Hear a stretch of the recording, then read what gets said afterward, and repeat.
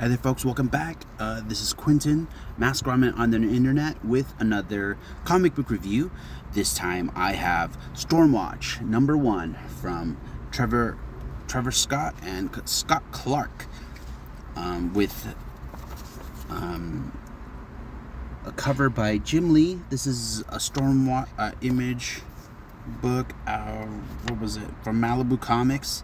Sort of like a Jim Lee's imprint. What was their imprint called? I forget. I forget what they were called.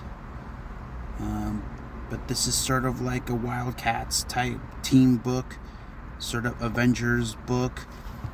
When I first read this way back when in when did this come out? 1993.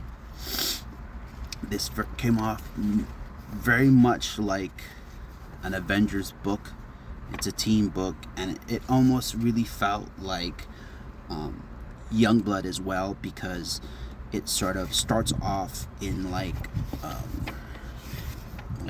middle, like a war torn spot. They're like on a mission already, in the middle of a mission, and sort of they're already fighting other soldiers and stuff. So it did feel like a little bit like Youngblood when remembering. That's sort of what I had in mind, but really great artwork and character designs by whoever designed these guys. I would assume Jim Lee and maybe Scott Clark helped with this.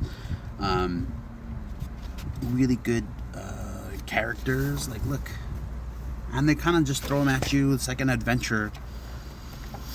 The story wise, like it's an adventure, and it's like action right off the bat. Like you don't know who these guys are, and like just the fact that they're freaking going at each other, fighting each other, and they sort of know one another already.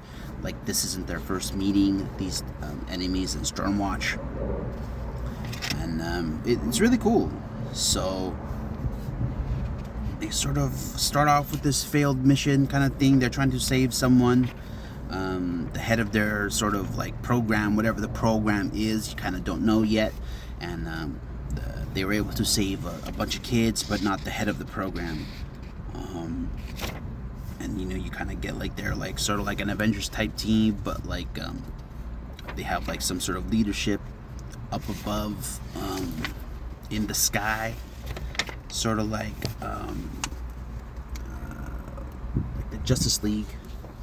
And this is like Weatherman 1. It's pretty cool, sort of like a Captain Jean-Luc Picard kind of guy, and it has sort of like a little bit of a time jump there.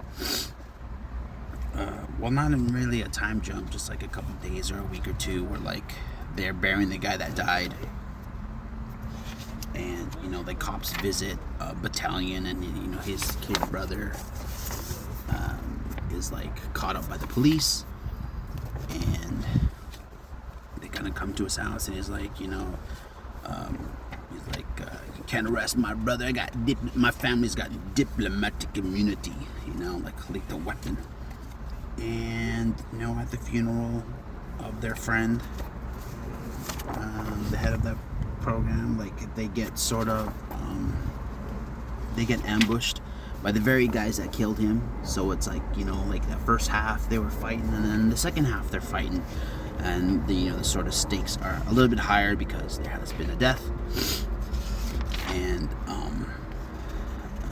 a battle ensues, and somehow like the battalion's kid brother is injured, and then it kind of comes out that he's a little bit more important than you think.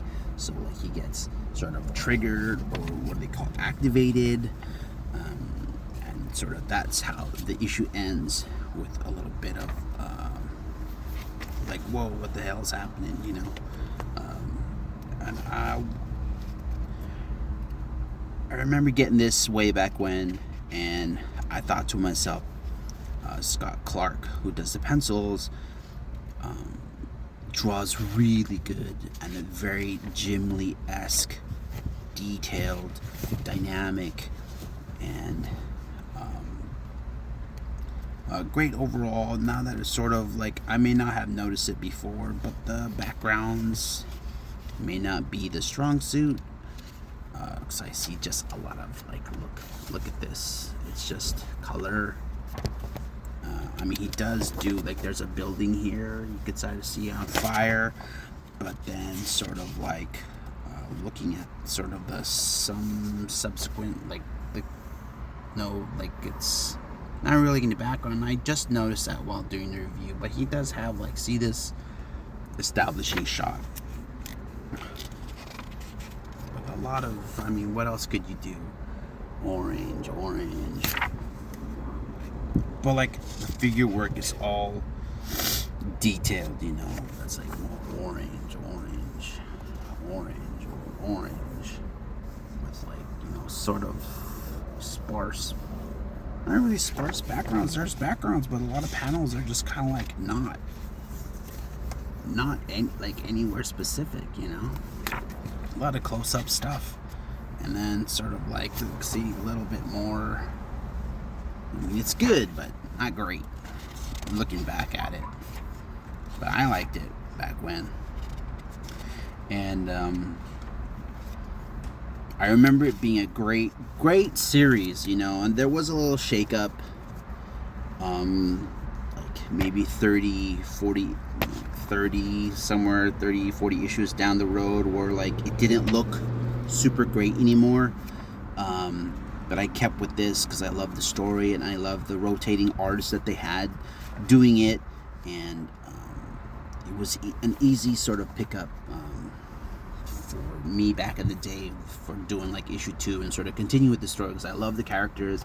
Battalion is a really great character, and Diva is really one of those great female characters, you know. And yeah, so for me, reading this book again, it's like, yeah, I can't wait for the rest, to reread the rest of them, and I'll do reviews on those too. But if I were to give a score 1 out of 10, I would give this, I was going to give it an 8, but I will give it a 7 now that I sort of like looking at it over it again, sort of noticing like this, it's just a lot of figure work, not a whole lot of like backgrounds and stuff like that. So yeah, well, let's give it a 7.5. 7.5 out of 10. Really great book, really good first issue. And if you haven't heard of Stormwatch, they sort of changed it. DC owns it now, and they changed it to the Authority. So this is the OG Authority, Stormwatch. It's very much like an Avengers type book, team book. So yeah, check that out. And that's it for me. Have the good rest of your day, and God bless.